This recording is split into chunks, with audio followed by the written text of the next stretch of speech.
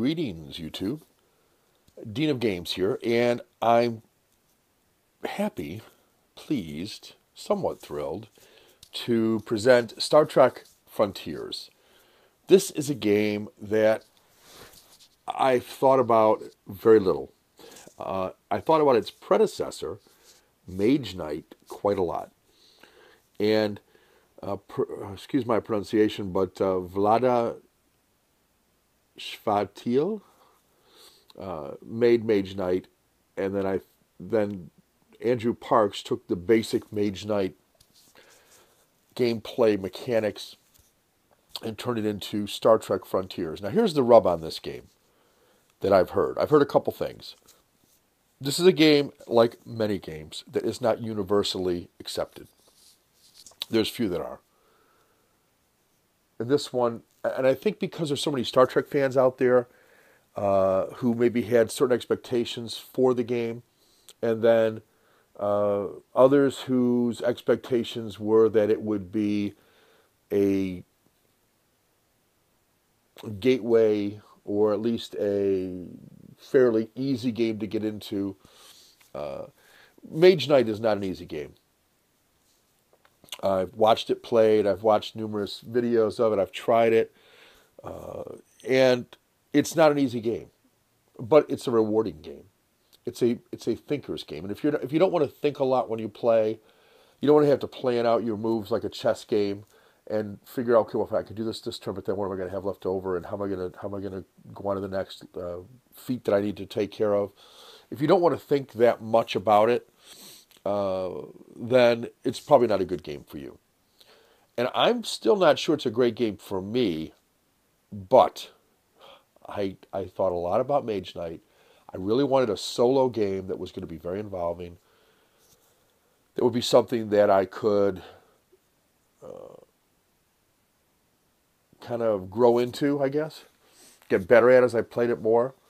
And, it's like anything else. My time, your time, everybody's time is valuable. So it's difficult to find the time to play a game. This one, you can see, is for 1 to 4 players, ages 14 and up. Let me show you the back here. Yeah, this is the part that's going to get to you. 1 to 4 hours. So it just depends. Obviously, more players, longer time. This has got, this is got a lot of stuff with it, as you can see. And even more, see here. Get an idea of it. And you get some idea of how much space this thing takes up. I'm not sure I can play it on the table that I'm in right now or on right now. I have a bigger table I can play on. This one I'd like to be able to play on if I could, but it may be that this takes up too much room. Let me see, 1, 2, 3, 4, 5, 6, 7, 8. I might be able to do it, but it's going to be tight. This is a coffee table and not a dining table, which is probably more likely to be able to hold all this. So that's got some disadvantages too. But I can because I'd like to be able to play it on this table. This is a room that is pretty isolated. I'm the only one who uses this room. It's considered my game room / movie room / TV room. I'll give you just a brief look at what we're talking about here. So you've got some pretty cool Marvel figures there, by the way. You got a TV here. That's right now it's paused, hence why you're seeing that. You've got a shelf full of DVDs and Blu-rays. Cool posters on the wall here. And then you've got, or I've got, I guess, board games over there. You can see some of them anyway.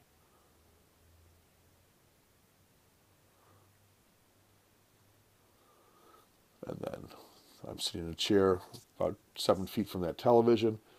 And then we go back down. There's some miniatures I've been painting, by the way. Painting with Sharpies. Weird. But it works. And back to the game itself. So I'm excited about this one.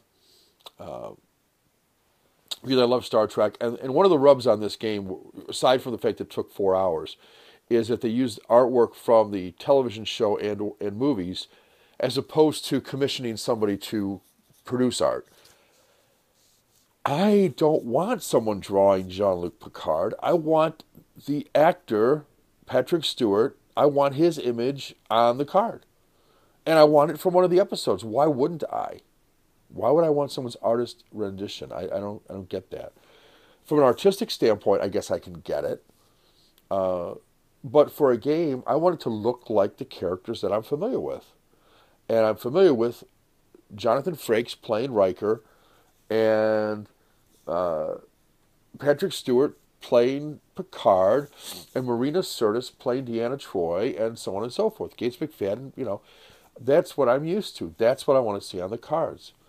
And this is Next Generation / Deep Space Nine Star Trek. So if you're looking for William Shatner, Leonard Nimoy, you're not going to find them here. Leonard Nimoy, you're not going to find them here, I don't think. I think mainly you're going to find... Now, they did say there are going to be expansions for this one, so hopefully there will be.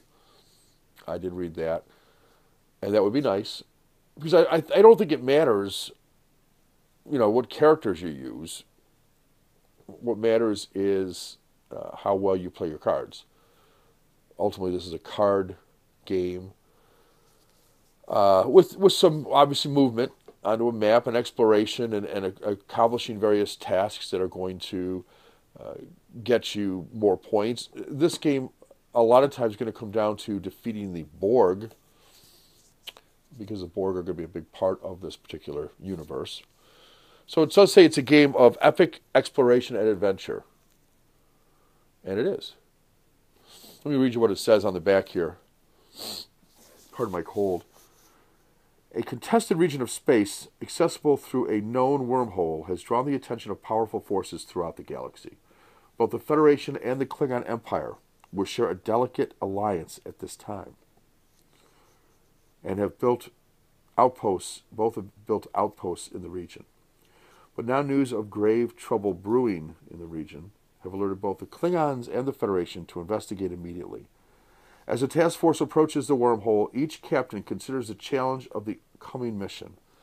The Star Trek Frontiers board game is an epic game of exploration and adventure. Take control of one of 4 powerful starships and play a variety of competitive and cooperative scenarios as you compete to explore this new region of space. Conquer Dominion star bases and gain new technologies, explore new planets and face new species, or assault the Borg and recruit new crew to help you reach new heights. Level up as you progress through each mission and carefully build your action deck and captain skills for the mission at hand. Each decision you make will impede or improve your reputation in the region as you acquire new technologies and position yourself as the captain best suited to accomplish the mission. After 4 rounds of exploration, diplomacy, and combat, only the captain with the greatest impact on the region will be declared the victor. Hence, that is your mission. So that's the game, Star Trek Frontiers. I'm happy to add it to my collection. I'm not going to open it and go through all that because it's already been 10 minutes almost. I'll do that in another video. This is more of an announcing, here I got this product, here's what it is, here's why I bought it, here's generally what it's all about in case you're not familiar. If you want to see the insides of this, let me know. I'll be sure to speed up the video on that, but I have some other videos to do as well. It is Christmas time, and I just so happen to sell a bunch of things on eBay to coincide with Christmas. So I've been able to pick up some board games for myself as a result of that. So you'll see quite a bit of that here in the next few videos. Just different things that I picked up, showing you what I got. And in many cases, the shrink wrap will not be off them yet. I generally don't take the shrink wrap off till I'm ready to learn the game and play the game, with a few exceptions. This not being an exception, because I'm not ready to play it yet. I need to read the rules, and to that, I've got a PDF file I'll be reading. Once I read the rules and familiarize myself with the game, I watch a couple of videos on YouTube. Then I will crack it open and actually play it. Unless you guys want to see it, and then I'm happy to do that for you. All right, I said this would be about 10 minutes, and I think this just about 10 minutes by the time we add in the intro and the outro. So take care, and look for another one of these soon. Bye now.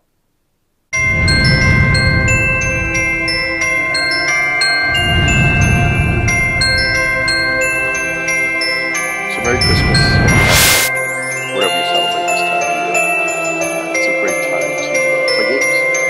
Wintertime, people off from school, people on vacation. Great opportunity to play some board games. So I hope that you get to play plenty. And Merry Christmas, Happy Holidays.